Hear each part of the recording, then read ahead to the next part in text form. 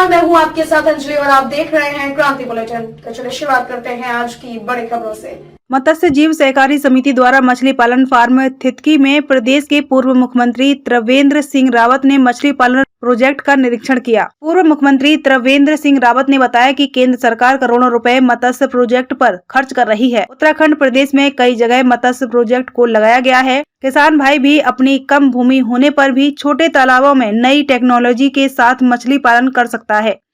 उन्होंने बताया कि थितकी गांव में मत्स्य प्रोजेक्ट बनाया गया था। इस प्रोजेक्ट में बैंक की मदद से लाखों की लागत से बने मत्स्य प्रोजेक्ट को मत्स्य पालकों को बेहतर रोजगार प्रदान हुआ है। मत्स्य पालक मछली का पालन कर अच्छे दामों में मछली का व्यापार कर रहे हैं। उन्होंने कहा कि सरकार भी लगातार प्रयास कर रही है कि मत्स्य पालकों को बढ़ावा दिया जाए और मत्स्य पालन करने वालों को जागरूक कर मत्स्य पालन करने वाले किसान अच्छा मुनाफा कमा सकें। मत्स्य प्रोजेक्ट लगाने वाले किसान नेपाल सिंह ने बताया कि उन्हें भारत सरकार की योजना का लाभ मिला है और सैकड़ों परिवार को रोजगार का साधन भी मिला है। एनसीडीसी योजना भी 2 वर्ष से चालू हुआ है। इससे पहले हम लोग अपने बैंक से लोन लेकर और उससे स्वयं का पैसा लगाते थे। अब हमारा ये भारत सरकार की योजना है, इसमें भी ये हमारा लोन ही है। इसमें हम कुछ परसेंट 20% का शायद अभी गाइडेंस नहीं आ पाई है, 20% की छूट मिलेगी। बाकी हमारा लोन का पैसा है एनसीडीसी योजना का।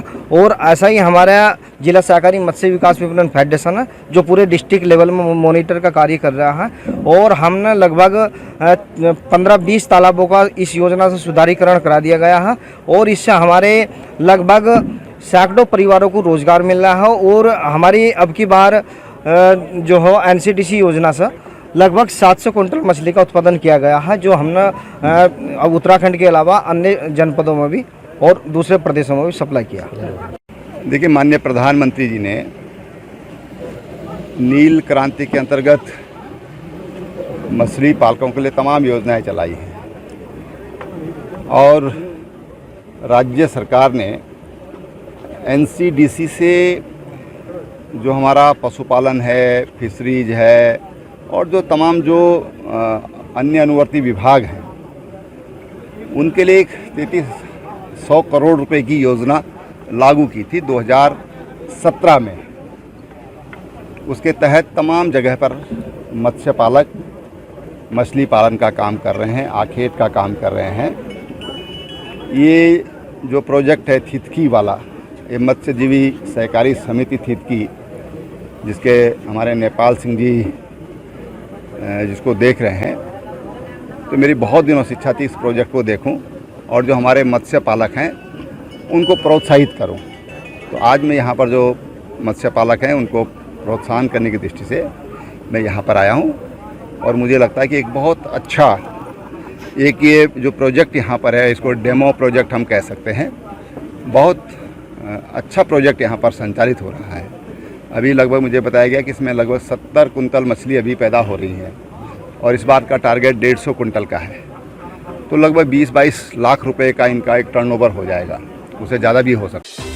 रुड़की में अधिभार जमा होने के बावजूद तय मात्रा में शराब न दिए जाने से नाराज शराब ठेकेदारों ने आबकारी कार्यालय पर प्रदर्शन किया। ठेकेदारों ने कहा कि उन्हें पूरी मात्रा में शराब उपलब्ध करवाई जाए, अन्यथा उनके द्वारा जमा अधिभार को अगले आर्थिक वर्ष में समाहित किया जाए। आपको बता दें कि रुड़की के आबकारी कार्यालय में प्रदर्शन के दौरान देशी शराब दुकान के संचालक जोगेंद्र सिंह ने कहा कि वर्ष 2021-22 का अंतिम माह मार्च है, इसीलिए माह के अंत से पूर्व कोटा उठान किया जाना है। लेकिन अधिभार जमा होने के बावजूद भी शराब विभाग द्वारा दुकानों का निर्धारित मासिक कोटा नहीं दिया जा रहा है, जिससे कि शराब कारोबारियों को करोड़ों रुपए का नुकसान हो रहा है। शराब कारोबारियों ने कहा कि आईजीएल के द्वारा वर्तमान तक 50,000 बल्क लीटर की आपूर्ति कराई गई है, जबकि अनुज्ञापियों द्वारा लगभग 40,000 बल्क लीटर मदिरा का अधिकार जमा करा दिया गया है। आईजीएल के अधिकृत प्रतिनिधि द्वारा बनाया गया है कि आबकारी विभाग द्वारा पर्याप्त होलोग्राम उपलब्ध कराए जाने के कारण शराब की आपूर्ति नहीं हो पा रही है, जिससे कि शराब कारोबारियों के द्वारा जमा की गई धनराशि सापेक्ष शराब का उठान न होने के कारण शराब कारोबारियों को काफी आर्थिक नुकसान का सामना करना पड़ रहा है। शराब कारोबारियों ने कहा कि जनपद के समस्त शराब कारोबारियों को मार्च माह में निर्धारित कोटे के सापेक्ष यदि मदिरा की आपूर्ति नहीं की जाती है तो अधिभार को माफ किया जाए अथवा संपूर्ण निर्धारित कोटे की शराब की आपूर्ति की जाए।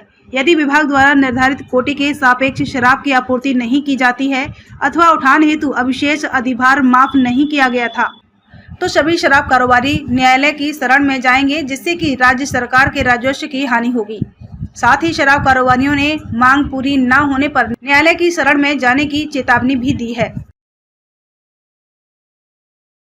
देसी मदिरा की दुकानों का उठान समय से नहीं हो पाया है, जिसका 20 मार्च को सभी ठेकेदारों ने अधिभार जमा कर दिया है और हरिद्वार जिले का 3,20,000 लीटर कोटा है, जिसका कुल राजस्व 8,48,000 रुपये बैठता है, जो कि विभाग ने 20 तारीख तक हम सब से ले लिया है। लेकिन उसके सापेक्ष में फैक्ट्री आईजेल फैक्ट्री काशीपुर हमको माल उपलब्ध नहीं करा पा रही है। हमने वहाँ पर संपर्क किया कि आप माल क्यों नहीं भेज रहे हैं।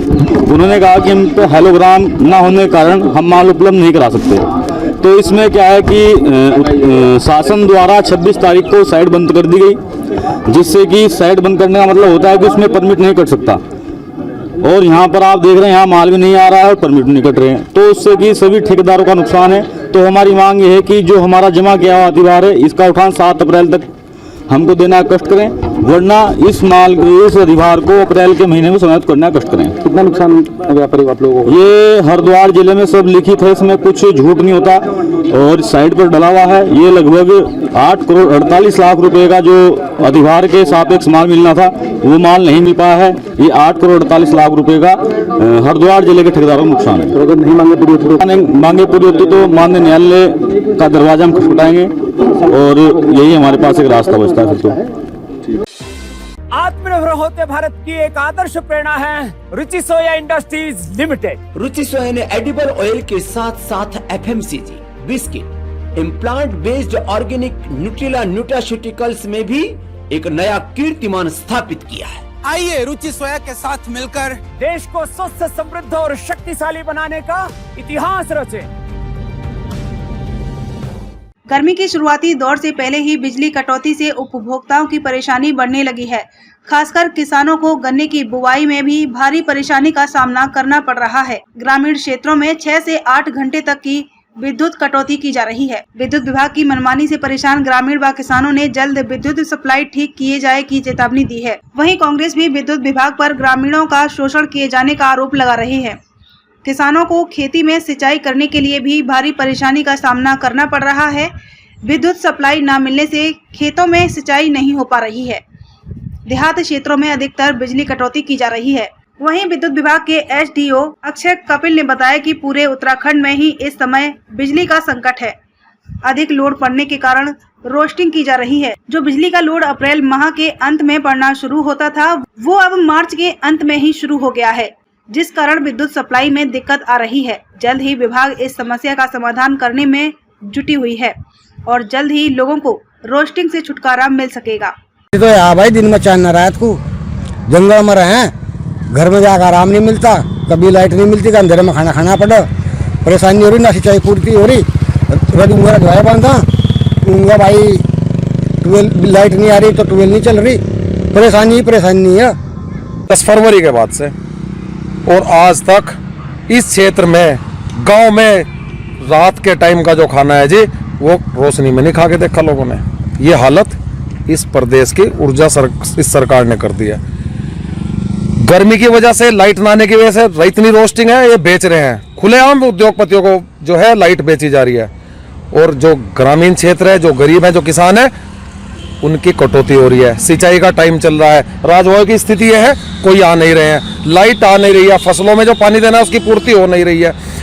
और जब किसान खेत से काम करके घर जाता है तो वो इतना नहीं कि आराम भी कर ले, वो पंखा तक नहीं चला सकता है, मच्छर उसको काट रहे हैं इस अंधी बहरी सरकार ने, और महंगाई बढ़ाने पे रोज लगे हुए हैं। हम आपके माध्यम से कहना, इसमें सर जो गर्मी हमारी अप्रैल में आती थी वो इस बार थोड़ा पहले मार्च से ही शुरू हो गई है गर्मी, और गर्मी के बढ़ने के कारण जो स्थिति अप्रैल में बनती थी वो मार्च में क्रिएट हो गई है।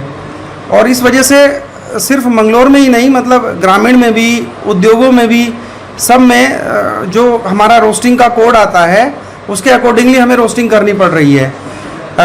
पीक आवर्स में ज़्यादा महसूस होता है उपभोक्ताओं को, क्योंकि सुबह और शाम को सभी लोग घर पहुंचते हैं, खाना खाने का टाइम होता है, और पीक में क्या होता है, लोड भी सबसे मैक्सिमम जाता है, और ऊपर से भी जो रोस्टिंग है पीक में ही कराई जाती है।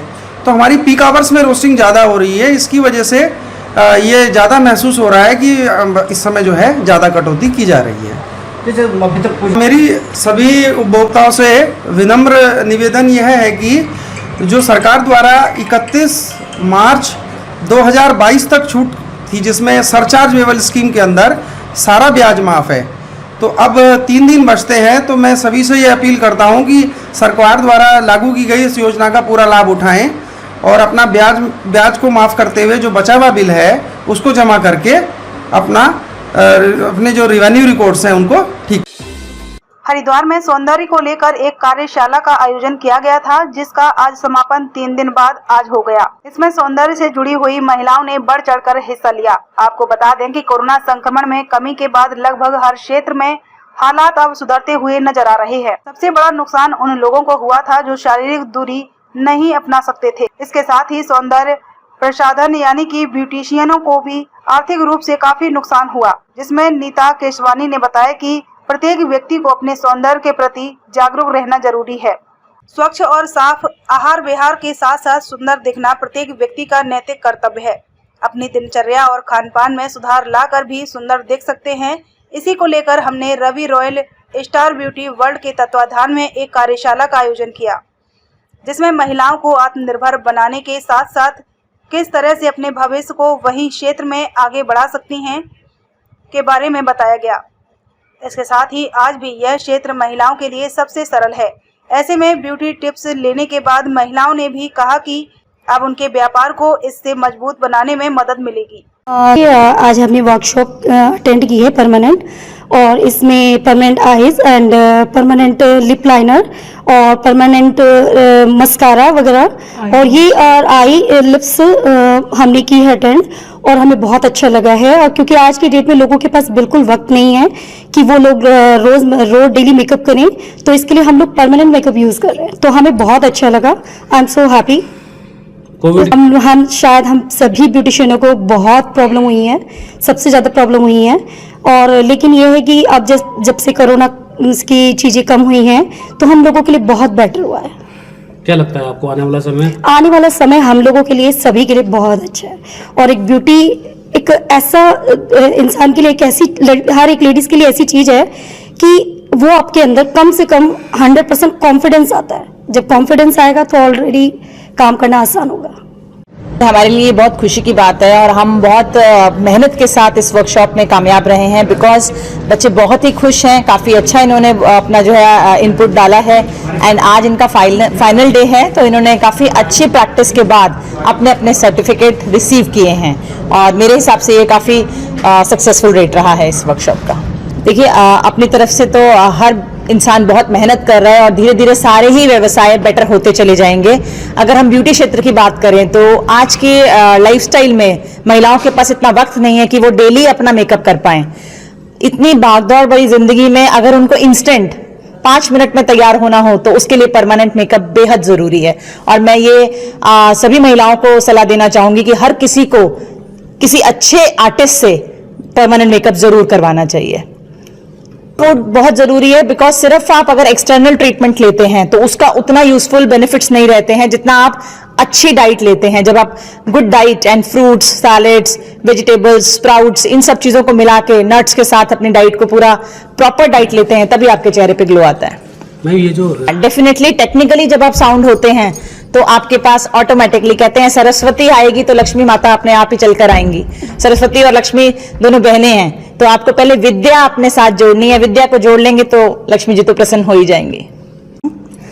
अगर हम लोग अपने सलून को कुछ नया देना चाहते हैं, आगे बढ़ाना चाहते हैं, तो मुझे लगता है कि परमानेंट मेकअप एक बहुत अच्छी टेक्निक है।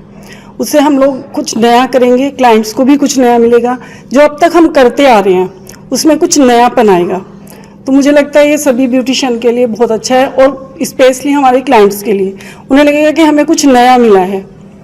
तो इसलिए मुझे लगता है कि हम लोगों ने ये सीखा है, और मैम ने सिखाया भी बहुत अच्छे से है। मैम के लिए मैं थैंक्स बोलूँगी। नीता मैम बहुत अच्छे से सिखाती हैं, और उन्होंने हमें अगले 5 इयर्स तक फ्री ऑफ कॉस्ट कोर्स के लिए बोला है कि हम कभी भी आ सकते हैं। इसके लिए मैं उनका बहुत बहुत धन्यवाद करना चाहूँगी। Thank you ma'am. मेरा नाम पंकज भंडारी है, और मैं यहीं लोकल राईवाला में रहती हूँ और यहीं पे मेरा सैलून है। और मेरा मानना है कि इस फील्ड में, ये फील्ड महिलाओं को इंडिपेंडेंट बनने के लिए बहुत ही अच्छा है। इसमें हम लोग अपना बैलेंस लाइफ चला सकते हैं, मीन्स घर भी देख सकते हैं और अपना सैलून भी साथ साथ कैरी कर सकते हैं। और आज का जो ये कोर्स था, जो वर्कशॉप था 3 दिन का, जो नीता केशवानी मैम ने करवाया है, ये डेफिनेटली एक बहुत बड़ा रिवोल्यूशन है हमारी इस इंडस्ट्री के लिए। क्योंकि जब भी हम, जैसे मैम ने अभी पहले बताया था कि एजुकेशन जब हम ऐड करते हैं अपने किसी भी उसमें, तो लक्ष्मी खुद ही आती है।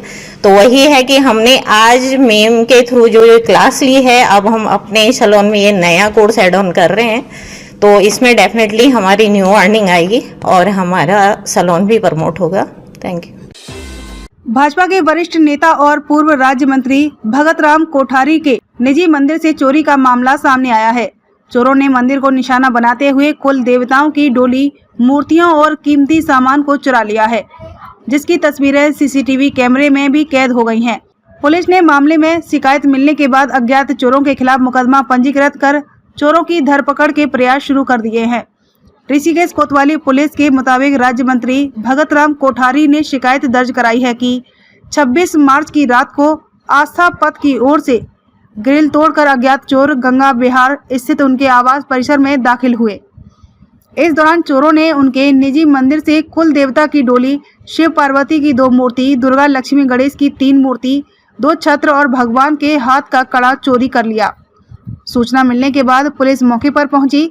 मुआयना करने के बाद आवास परिसर में लगे सीसीटीवी कैमरे के फुटेज भी खंगाली, जिसमें चोर वारदात को करते हुए दिखाई दिए। कोतवाली प्रभारी निरीक्षक रवि सैनी ने बताया कि पुलिस ने अज्ञात चोरों के खिलाफ मुकदमा पंजीकृत कर लिया है। चोरों की धरपकड़ के लिए प्रयास भी शुरू कर दिए गए हैं।